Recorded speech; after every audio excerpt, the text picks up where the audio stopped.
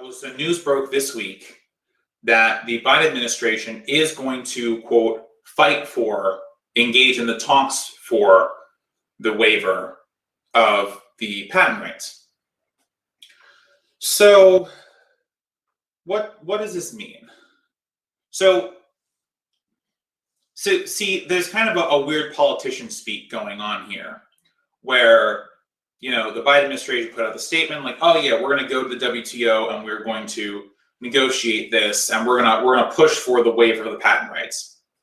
So I hope I explained in my last segment why there are some issues with that and why this kind of charitable exercise is short-term at best.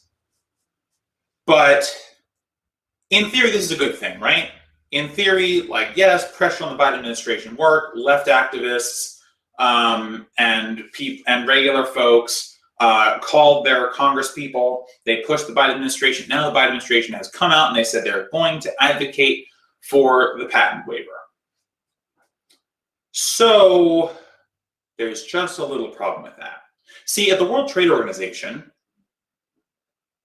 in order for anything to get done, according to their bylaws, there has to be consensus, which means that all nations in the WTO, and I don't remember how many there are a bunch though, have to agree that something is going to happen in order for it to happen.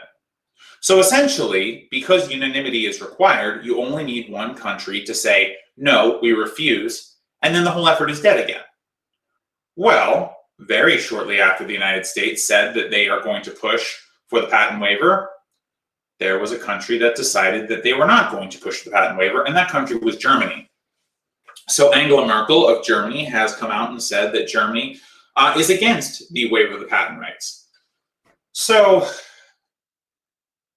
this move from the Biden administration, it wasn't a win at all. I mean, we worked so hard for nothing. And not to be conspiratorial or to assume, nefarious intent, but it's entirely possible the Biden administration talked to the Merkel administration and said, hey, I'm getting lots of pressure at home to advocate for this.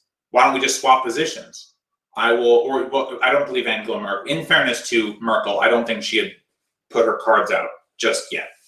I think just the US was the one who said they weren't going to fight for it. So, but it's entirely possible that they went to the Germans and they said, hey, we're going to say we're for it, but you say you're against it, and then it'll be good. Well, we'll never get it done anyway. It'll be fine. And the pharma companies, by the way, some of these pharma companies are based in Germany.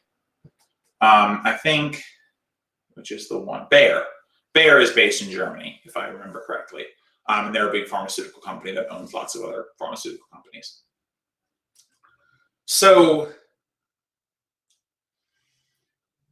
it's great that the Biden administration, said that they're going to do this, and that they're going to fight for it, but now they have to convince Germany that that Germany should get on board with this. And so we actually have to keep the pressure on the Biden administration, because it's not enough for the Biden administration to say, oh, we're going to go there and fight for it. We now know who our enemy is. Germany is the enemy in this particular fight.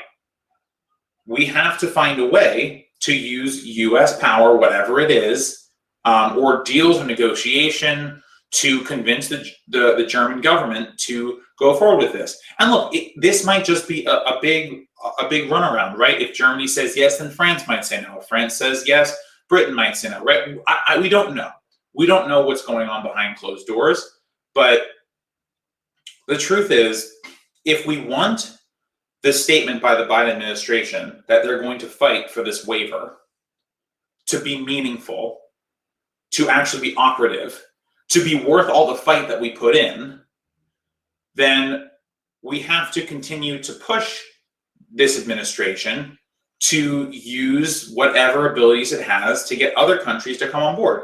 Now, oftentimes with the WTO, lots of nations just do what the United States does, because we continue to act in this very kind of neo-colonial way as the global hegemon who, pulls some strings to get things the way that other countries want them, and pissing off the US has typically been an issue for other countries. So at the World Trade Organization, government by consensus often means government by the US, which obviously that's not really how it should work, but I don't have a good thought for how we kind of dismantle this global hegemony of the United States. I don't really know what the best way to approach that would be, but the truth is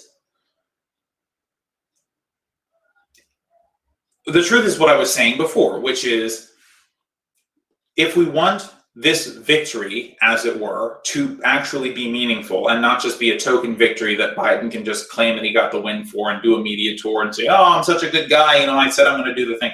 In order for this victory to mean anything at all for us as the American people, but also for the world, remember, this is a world effort. We are trying to vaccinate the world to end a deadly pandemic, right? This isn't just about politicking. This isn't about petty points. This is about people's lives, life and death. So in order for this victory to be really meaningful, or to even be a victory at all, we have to keep up the pressure on the Biden administration to convince Germany and whatever other country might cross us in this effort to waive these patent rights. And look, this is going to be an incredibly tough fight, and it may only provide a temporary reprieve, but hopefully it will be enough to end this pandemic.